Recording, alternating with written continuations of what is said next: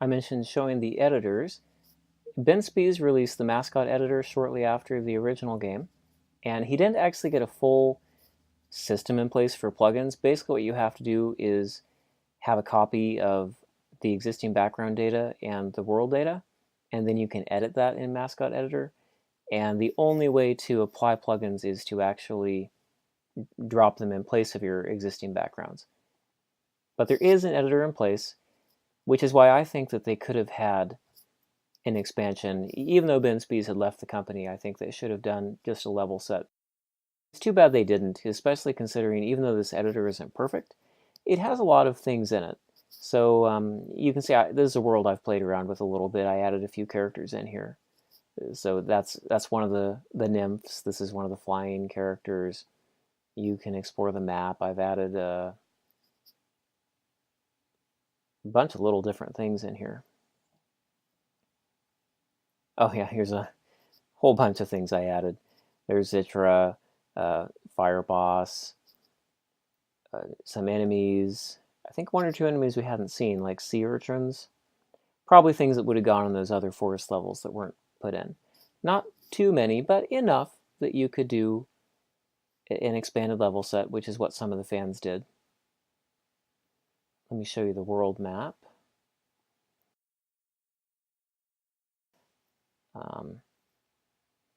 Okay, yeah, so let's take a look at Unemployed in Greenland, for instance, which is level 5. So I'm going to go to Mascot, level 5. Oh no, that's the warrior. I bet it's level 10. I wasn't paying attention. Here we go. So this is how, for instance, I found these Zycrons down here. Remember I mentioned that Erica missed some Zycrons in Unemployed in Greenland? I found them down here in the level editor. And you can also use that to confirm, for instance, if we go to the ice worlds, I think maybe 32 is Ice Cataclysm, or maybe it's 31. Let me look at the world map again. Yeah, 31.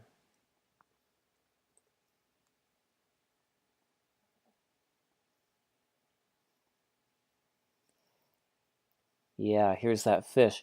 Remember I said when I got this area I was swimming across with my pentashield and I thought I heard a fish die in that level? He's right here. So there is actually an enemy in the water who's hidden by that background. And the editor allows you to see this stuff. And you can place tiles and you can add sprites. So let's, for instance, let's just add an object, maybe a geyser. So here's a geyser. It's just drag and drop. Not a terribly complicated editor. Here we go. Let's add the Forest Nymph Matriarch. Have her stand there in the ice. That's objects, scenery. You can add enemies. Here are the different blobs. What's the enemy pipe? Oh yeah, these are regenerators.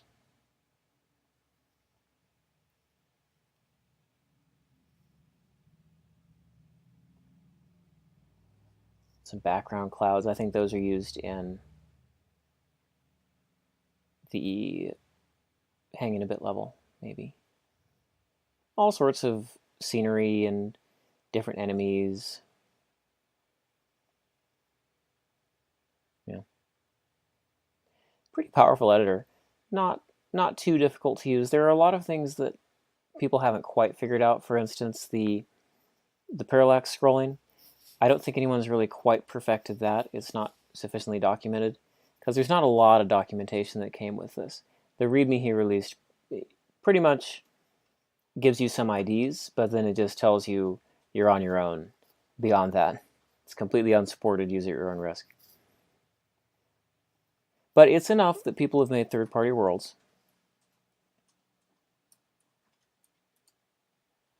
So I'm not going to save that. Let me show you really quickly. I have over here, this is a PowerPC QEMU system. So this is QEMU emulating macOS 10.4 Tiger. And I'm running it so that I can run this other level editor. Someone wrote a macOS 10 level editor called Edification, which works kind of like Mascot. It can load world files and save and edit them, but it also is a little bit different because, for instance, it shows tiles. Transparent tiles are shown differently. So let's open the world data.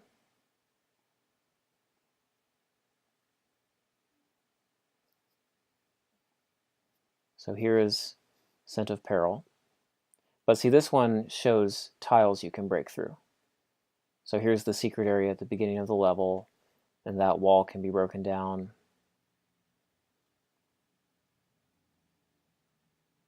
And there's the area to get up to the troll that's at the beginning of the game. This one is command-based, so you type slash and then the command. So I think, what is level 20? Hanging a bit. I'm going to try to go to Labyrinth and show you what that one looks like.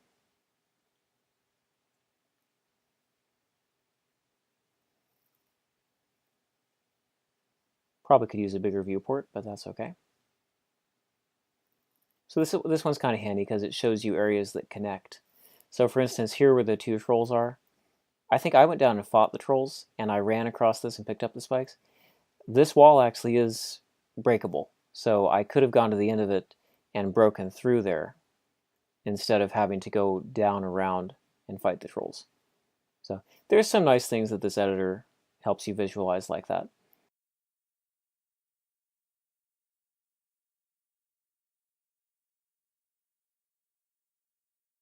To further compare these two editors, if we look at a level like Obfuscation and Edification, which is level 21, inside of Edification we can see pretty much everything of the level because we don't have the background loading.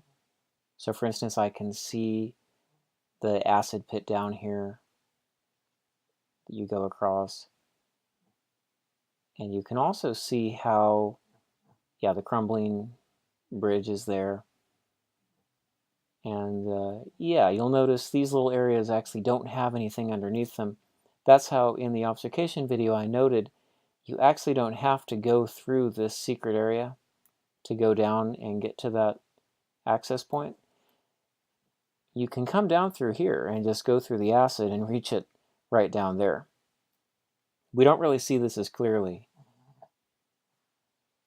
If I look at this in Mascot, you can't really tell as easily because the backgrounds are loading. It makes it hard to see those features.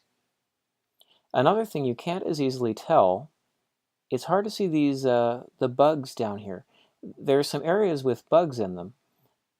I think they're there for the monster generators. Remember, we have these rooms with monster generators, and this map has side rooms where a lot of creatures have been stored. And let's take a look at them again, Obfuscation and Edification in this editor. You can see there's a few enemies down there. And then if we look at the very top corner of the map, it takes a little bit longer in this editor because this does not have a mini-map scroll mechanism like Mascot. They both have their own little things. Here we go. Let me go to the top of the map. There you go. So there's these rooms. You have monsters in them. I think they're there to spawn for the generator. It must be something to do with that. Interestingly enough, if we hop into Ferazel's wand, let me load up a Ferazel character. I'm loading back up the modified character that we just made in the other video. And I'm going to go to that level and show you we can actually increase our monster score by killing the monsters who are up there. Even though we still will have respawning, we should be able to at least increase our score. So for a baseline, then we got 70% of enemies.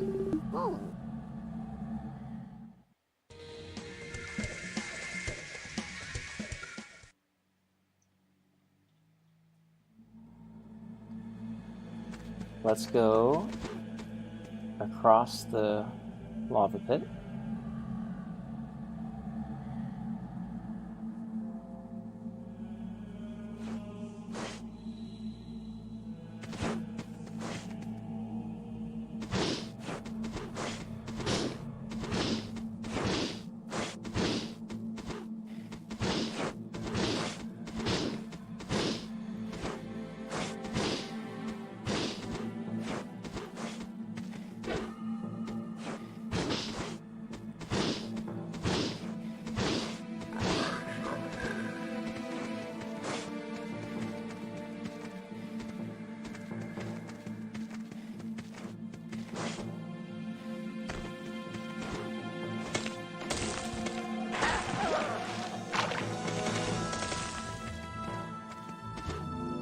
Okay, so there should be some monsters south of here. Let's see if we can hit them with V-Blade. Maybe too far. Oops.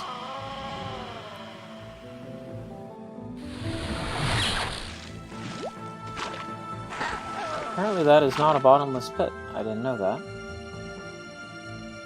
Because our res necklace brought us back. That's good to know.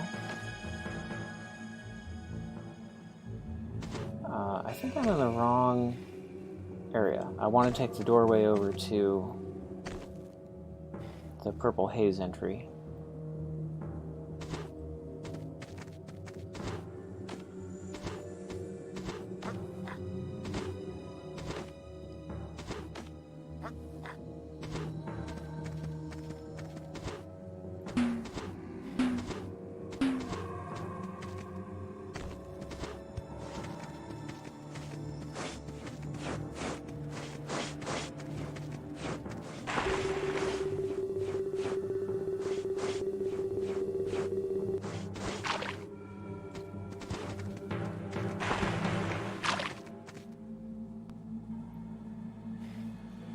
Here we are. So there should be some monsters right below us.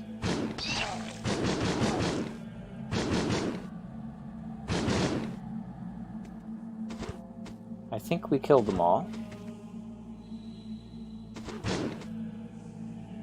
And now let's go to the end of the level. And try to kill the ones who are in that room above us.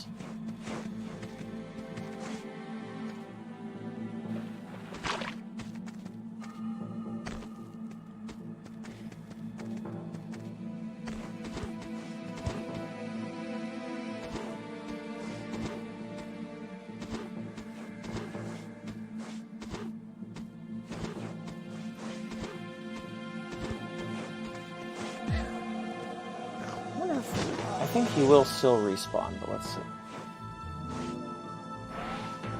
Yeah.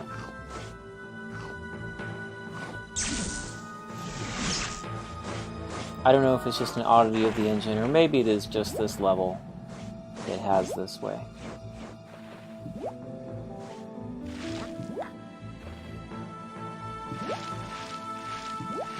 But I figure this kind of belongs in the editor video, since it is very specific to that. It's not really an unused portion.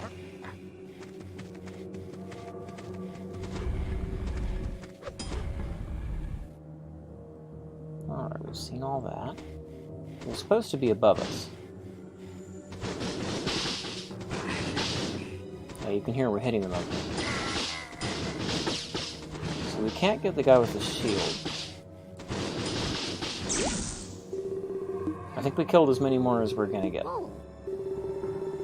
We got to 76%. So we killed a few more of the enemies. Not everybody, but that was worth a try. That's an interesting thing that you can find that type of stuff in the editor. Another quick thing I'll do, someone asked, I think it was Breadworld, if I had tried Smite rings and Into the Earth. Might as well explore that for a second. Okay, let's try a Smite ring. I'm pretty sure it doesn't do any damage to these guys. Spees said these were supposed to die in about 4 reflected hits, I think. And for some reason they've turned out invulnerable. He wasn't really sure why. It was probably something he would have patched if he'd had the chance. But he never did. Alright, let's try... Yeah, we just get a ding.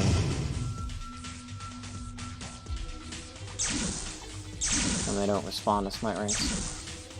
And there's no hint in the editor about how to change those characteristics of characters. You can only place them and do some modifications of levels.